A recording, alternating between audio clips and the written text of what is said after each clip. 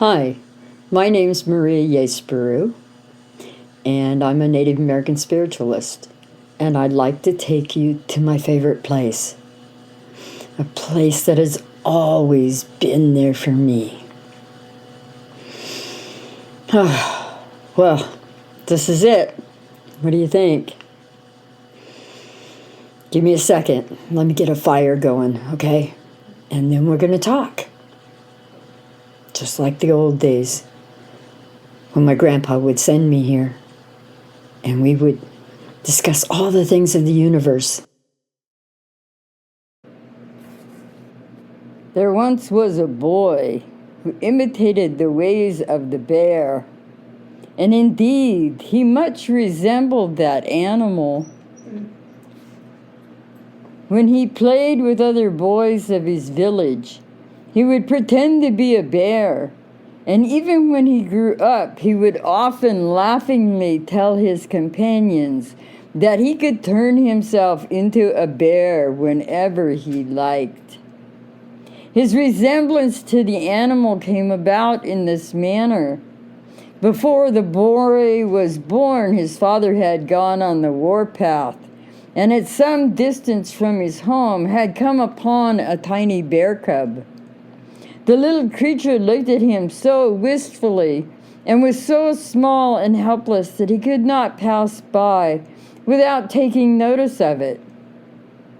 So he stooped down and picked it up in his arms, tied some natto around his neck, and said, "I know that you, son, the Creator, will care for you. But I cannot go back my way without putting these things around your neck to show that I feel kindly towards you. I hope that the animals will take care of my son when he is born and help him to grow up a great and wise man." With that, he went on his way. On his return, he told his wife of his encounter with the little bear and told her how he had taken it in his arms and looked at it and talked to it.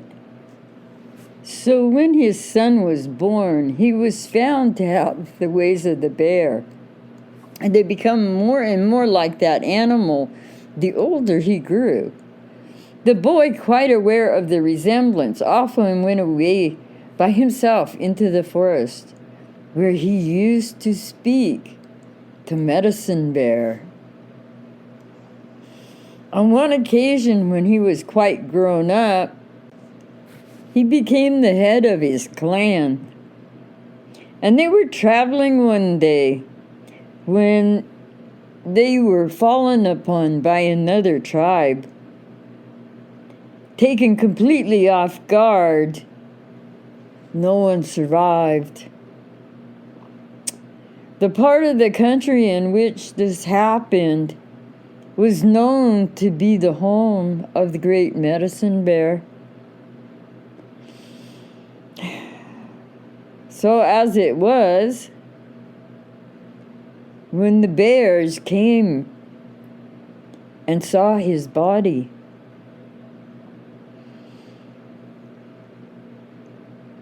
one of them recognized him instantly. He had made many holy smokes for them, made songs about them, and done many good things for them during his life. She called to the great Medicine Bear and asked her to bring the bear man to life again. Others protested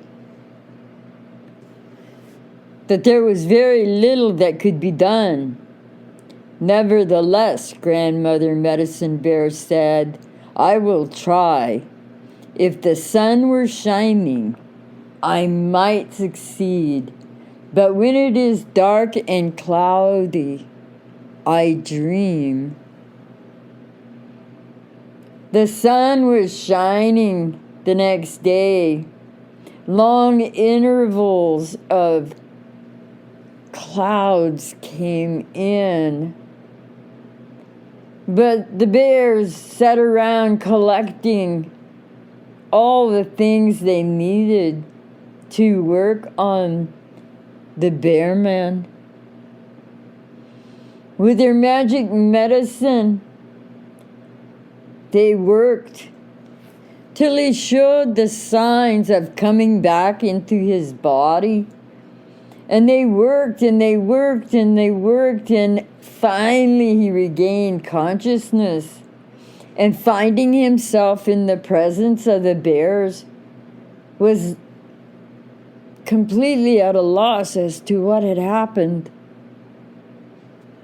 The bears told him how they had brought him back to the light and reminded him of the ever-constant rebirthing.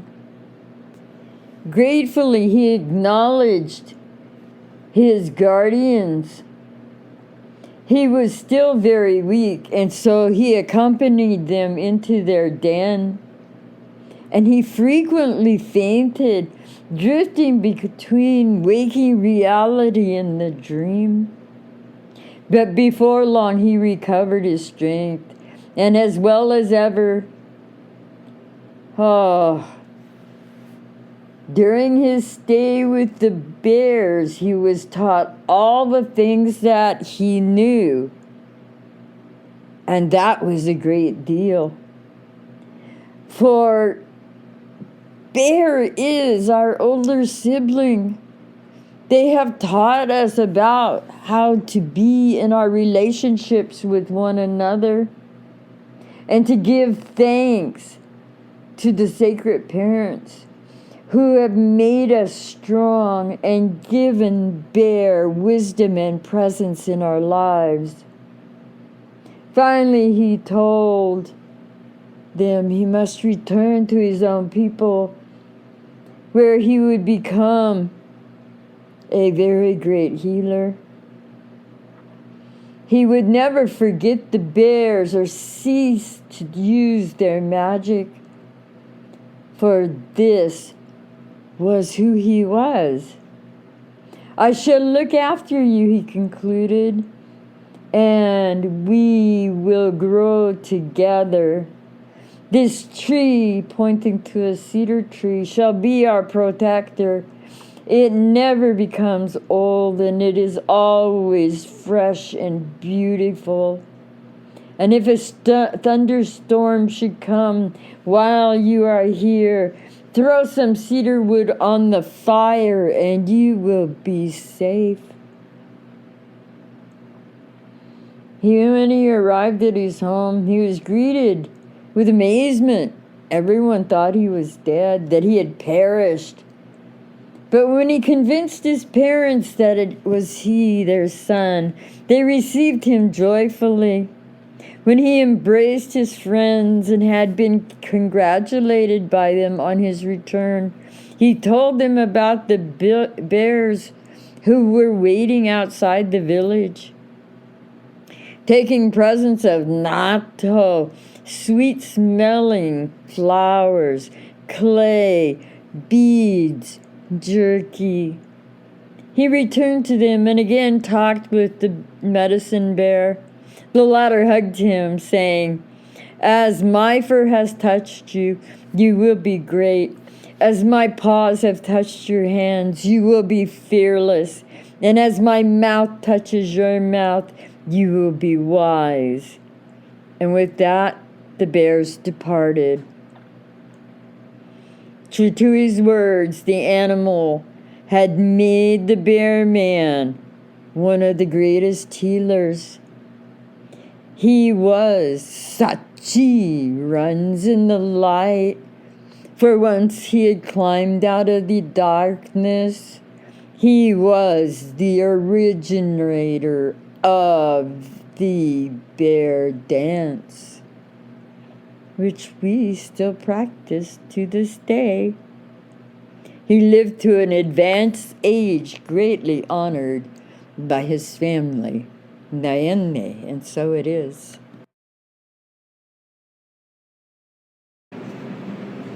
Wow, well, it looks like our time's coming to a close, so I'd like to leave you with the first prayer of life. Nagotsan, Awazana, Yal Awazana, Delitse Degoyana, Nagotsan Ilditsi, Pinu Ichikase, Shishiyukihi. I have come from the Earth Mother. I have come from the Sky Father. I have come into this circle to be all that I am meant to be. I am all my relations. This is my prayer, and I am grateful, and so it is. So be with that until the next time we get together and we talk about those things and journey into the unknown to find healing, love, and growth.